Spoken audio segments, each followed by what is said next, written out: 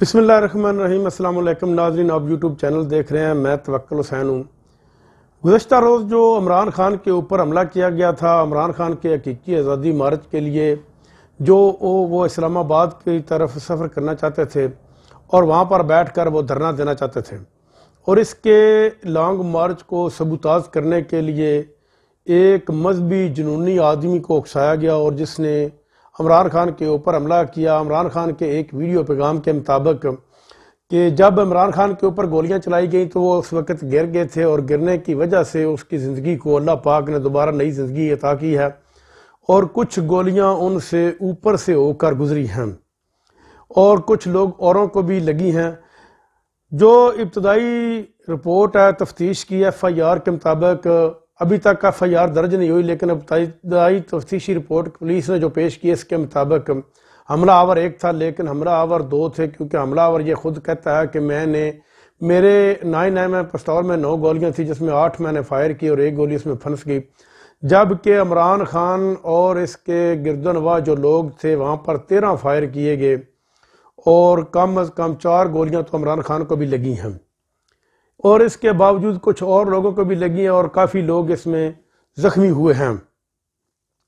इमरान खान ने फ़िलहाल ये जो हकीकी आज़ादी मार्च है इसको ख़त्म करने का ऐलान कर दिया है और उसने ऐलान किया है कि जब मैं ठीक होऊंगा दोबारा फिर सड़कों के ऊपर आऊँगा और इस नाम निहाद गवर्नमेंट से जो इस वक्त बनाई गई है, ब्रिटिश राज हमारे ऊपर मुसल्लत किया गया है, इससे मैं हकीकी आज़ादी लेकर रहूँगा और इंशाल्लाह ये अवाम के तावन के साथ हम लेकर रहेंगे। लेकिन इसके साथ साथ जो मौजूदा हालात पैदा कर दिए गए हैं कि इस वक्त जो गवर्नमेंट ऑफ पाकिस्तान है, इमरान खान ने इनमें 3 आदमियों के नाम सेलेक्ट किए हैं, जिनमें एक राना सनाउल्लाह और एक शहबाज शरीफ और एक नाम और वो दे रहे हैं, वो उसका तल्लक ISI से है। लेकिन हमारी जो पाक फौज है उसके एक DG ISPR ने अपना एक बयान में दिया है जिसमें उन्होंने कहा है कि पाक फौज का दायरा जो है वो सब के लिए बराबर है, चाहे पाकिस्तान में कोई भी सियासी जमात हो, वो किसी को भी सपोर्ट नहीं करता। ख़ास तौर पर वो जमात जो ये उनके ऊपर इल्ज़ाम लगा रही है ये बिल्कुल गलत है। अगर किसी आदमी की इसमें शमूलियत है भी पाक फ़ौज के किसी आदमी को, तो पाक फ़ौज खुद एक तफ्तीश का निज़ाम रखती है और ख़ुद जज़ा और सज़ा का निज़ाम रखती है और वो खुद इसको सज़ा देगी। लेकिन हम ये कभी भी बर्दाश्त नहीं करेंगे कि कोई सियासी जमात या उसका रहनुमा या उसका लीडर पाक फ़ौज के ऊपर इल्ज़ाम लगाए। इसमें मेरा ख्याल जहाँ तक बनता है कि पाक फ़ौज के इसके साथ कोई तल्लक नहीं, ये मजहबी जुनूनी आदमी है। हो सकता है गवर्नमेंट ऑफ पाकिस्तान का तल्लक तो हो सकता है, लेकिन जो हमारे अदारे हैं उनका तल्लक इसमें बिल्कुल नहीं हो सकता।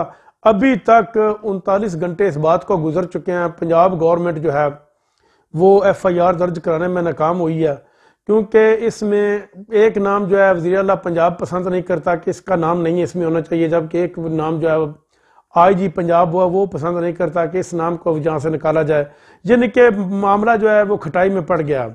आप यूँ सोच लीजिए कि एक साबका वज़ीर आज़म और एक सियासी जमात का सरबराह उसके ऊपर फायर हुए हैं और वो ज़िंदगी उसको दोबारा रब ने दी है, उसकी FIR थानों में दर्ज नहीं हो रही और ना ही हो सकती है, वो शायद हो भी जाए, लेकिन अगर आम आदमी की FIR दर्ज करानी हो तो वो कितनी मुश्किल होगी।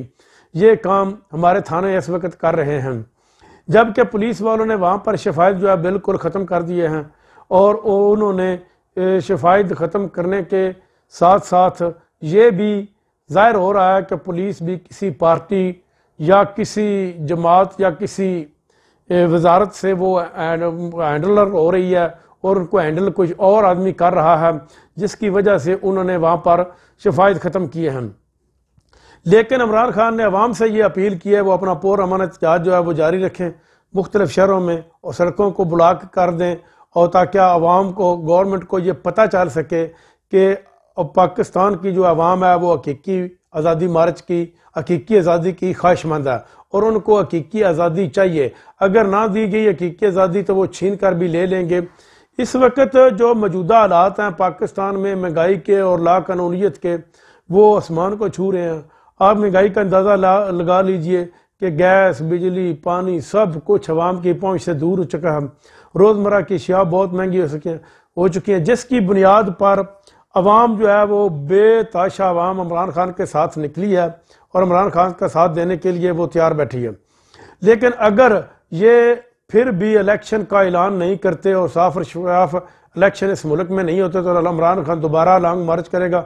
अल्लाह पाक उसको ज़िंदगी दे। ये पाकिस्तानी कौम की एक आखिरी उम्मीद है। पाकिस्तान में पहले भी ऐसे लीडरों के साथ होता रहा है, उनको कत्ल किया जाता रहा है, क्योंकि कोई भी ये हमारे कुछ अदारे या कुछ लोग ब्यूरोक्रेसी के या कुछ बाहर की कुव्वतें इसमें मुलव्वस हो जाती हैं। वो ये नहीं चाहती कि पाकिस्तान तरक्की की राह पर गामजान हो और पाकिस्तान में एक सियासी स्टेबिलिटी आए जिसकी बुनियाद पर हर आदमी खुशहाली की ज़िंदगी बसर कर सके। लेकिन जितने भी गैर मुल्की अनासर हैं वो पाकिस्तान में बहुत ज़्यादा सरमाया इसलिए लगाते हैं ताकि पाकिस्तान में खुशहाली ना आ सके। अगर इस किस्म के हालात पैदा हो कि वहाँ पर एक लीडर को गोलियां मार दी जाएं और उसकी FIR भी दर्ज ना हो सके तो गैर मुल्की सरमायाकार कभी भी पाकिस्तान में नहीं आएंगे और ना ही वो सरमायाकारी करेंगे। जब तक किसी मुल्क में गैर मुल्की सरमायाकार नहीं आते और सरमायाकारी नहीं होती तो वो मुल्क तरक्की नहीं कर सकता। नाज़रीन, अब तक के लिए इतना ही। अपना ख्याल रखिएगा। अल्लाह निगहबान।